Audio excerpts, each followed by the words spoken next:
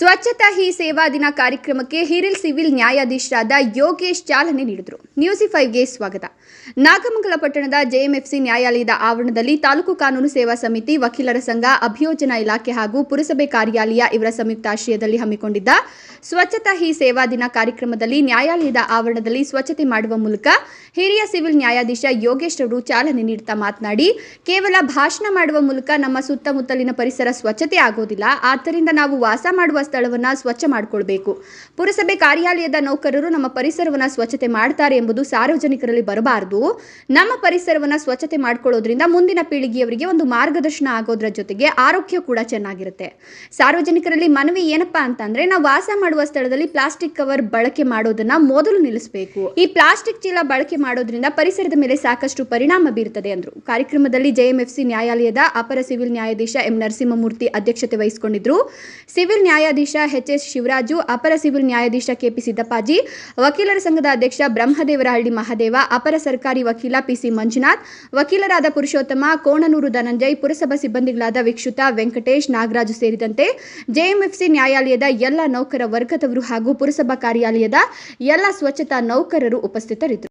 ಎಲ್ಲರಿಗೂ ನಮಸ್ಕಾರ. ಇವತ್ತು ವಿಶ್ವ ಸ್ವಚ್ಛತಾ ದಿನದ ಅಂಗವಾಗಿ ಈ ನಮ್ಮ ನ್ಯಾಯಾಲಯದ ಆವರಣವನ್ನು ಸ್ವಚ್ಛತೆ ಮಾಡುವಂತಹ ಕಾರ್ಯಕ್ರಮವನ್ನು ತಾಲೂಕು ಕಾನೂನು ಸೇವಾ ಸಮಿತಿ, ವಕೀಲರ ಸಂಘ, ತಾಲೂಕು ಆಡಳಿತ ಹಾಗೂ ಪೌರ ಕಾರ್ಮಿಕರು, ನಮ್ಮ ಸಿಬ್ಬಂದಿಗಳೆಲ್ಲ ಸೇರಿ ಹಾಗೂ ಪೊಲೀಸ್ ಇಲಾಖೆಯವರು ಸಹ ಸಹಗೂಡಿಸಿ ಇವತ್ತು ನಮ್ಮ ಈ ಒಂದು ನ್ಯಾಯಾಲಯದ ಆವರಣವನ್ನು ಸ್ವಚ್ಛಗೊಳಿಸಿದ್ದೇವೆ. ಈ ದಿನ ಈ ಕಾರ್ಯಕ್ರಮದ ಪ್ರಮುಖ ಉದ್ದೇಶವಾದ ಸ್ವಚ್ಛತೆಯನ್ನೇ ಮಾಡಿ ನಾವು ಕಾರ್ಯಕ್ರಮವನ್ನು ಯಶಸ್ವಿಗೊಳಿಸಬೇಕು ಅಂತ ತೀರ್ಮಾನ ಮಾಡಿದ್ವಿ. ಬರೀ ಭಾಷಣ ಮಾಡೋದ್ರಿಂದ ಸ್ವಚ್ಛತೆ ಆಗೋದಿಲ್ಲ. ನಾವೇ ಸ್ವತಃ ನಮ್ಮ ಸುತ್ತಮುತ್ತಲಿನ ಪರಿಸರನ ಸ್ವಚ್ಛವಾಗಿಟ್ಕೊಂಡ್ರೆ ಅದರ ಒಂದು ಅನುಕೂಲ ನಮಗೆ ಆಗುತ್ತೆ ಅನ್ನೋ ಒಂದು ಮೆಸೇಜನ್ನು ಕೂಡ ಉದ್ದೇಶದಿಂದ ನಾವು ಈ ಕಾರ್ಯಕ್ರಮವನ್ನು ಹಮ್ಮಿಕೊಂಡಿದ್ದೀವಿ. ಜೊತೆಗೆ ಈ ಕಾರ್ಯಕ್ರಮಕ್ಕೆ ಎಲ್ಲರೂ ಸಹ ಸಹಕರಿಸಿದ್ದಾರೆ. ಇವತ್ತಿನ ದಿನಗಳಲ್ಲಿ ಜನರ ಒಂದು ಮನೋಭಾವನೆ ಏನಾಗಿದೆ ಅಂದರೆ, ಸ್ವಚ್ಛತೆ ಮಾಡೋ ಕೆಲಸ ಅಂದರೆ ಅದು ಪೌರ ಕಾರ್ಮಿಕರಿಗೆ ಅಷ್ಟೇ ಕೆಲಸ ಅನ್ನೋ ಒಂದು ರೀತಿ ಮನೋಭಾವನೆಯನ್ನು ಬೆಳೆಸ್ಕೊಂಡಿದ್ರೆ ಅದು ಖಂಡಿತ ತಪ್ಪು. ನಾವು ಗಲೀಜು ಮಾಡೋದನ್ನು ಕಡಿಮೆ ಮಾಡಿದ್ರೆ ನಮ್ಮ ಸುತ್ತಮುತ್ತಲಿನ ವಾತಾವರಣ ಚೆನ್ನಾಗಿರುತ್ತೆ. ಅದೇ ನಿಟ್ಟಿನಲ್ಲಿ ಪರಿಸರನೂ ಕೂಡ ಉತ್ತಮವಾಗುತ್ತೆ.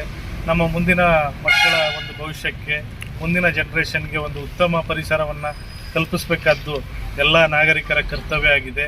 ಆ ನಿಟ್ಟಿನಲ್ಲಿ ಹೇಳೋದಾದರೆ ಈ ಪರಿಸರದ ಬಗ್ಗೆ ನಾವು ಕಾಳಜಿಯನ್ನು ವಹಿಸಬೇಕು. ಸ್ವಚ್ಛತೆಯಾಗಿ ನಮ್ಮ ಪರಿಸರವನ್ನು ಇಟ್ಕೋಬೇಕು. ಆದಷ್ಟು ಎಲ್ಲ ಕಡೆ ಈ ಒಂದು ಪ್ಲಾಸ್ಟಿಕ್ಕನ್ನು ಬಳಸೋದನ್ನು ಕಡಿಮೆ ಮಾಡಬೇಕು. ಈ ರೀತಿ ಎಲ್ಲ ಮಾಡಿದಾಗ ನಾವು ಪರಿಸರಕ್ಕೆ ಒಂದು ಕೊಡುಗೆಯನ್ನು ನೀಡಿದಾಗ ಆಗುತ್ತೆ. ಮತ್ತು ಈ ಸಂದರ್ಭದಲ್ಲಿ ನಾನು ಎಲ್ಲ ಸಾರ್ವಜನಿಕರಿಗೂ ಕರೆ ಕೊಡೋದೇನೆಂದರೆ, ನಮ್ಮ ಪರಿಸರನ ನಾವು ಸುತ್ತಮುತ್ತ ನಮ್ಮ ಮನೆ ಸುತ್ತಮುತ್ತ ಸ್ವಚ್ಛವಾಗಿ ಇಟ್ಕೊಳ್ಳೋದಲ್ಲದೆ ಕಸನ ಎಲ್ಲಂದ್ರಲ್ಲಿ ಹಾಕದೆ ನಾವು ಒಂದು ಪೌರ ಕಾರ್ಮಿಕರಿಗೆ ಅವರ ಮಾರ್ಗಸೂಚಿಯಂತೆ ಒಣ ಕಸ, ಹಸಿ ಕಸ ಯಾವ ರೀತಿ ಬೇರ್ಪಡಿಸಬೇಕು ಹಂಗೆ ಮಾಡಿ ಅವ್ರಿಗೆ ಸಹಕರಿಸಿದಾಗ ಅದು ಕೂಡ ಒಂದು ಉತ್ತಮವಾದ ಕೆಲಸ ಆಗುತ್ತೆ ಅಂತ ಹೇಳ್ತಾ, ಎಲ್ಲರೂ ಸ್ವಚ್ಛತೆಗೆ ಪ್ರಾಮುಖ್ಯತೆ ಕೊಡಿ ಅಂತ ಈ ಸಂದರ್ಭದಲ್ಲಿ ಹೇಳಕ್ಕೆ ಇಷ್ಟಪಡ್ತೇನೆ. ನಮಸ್ಕಾರ.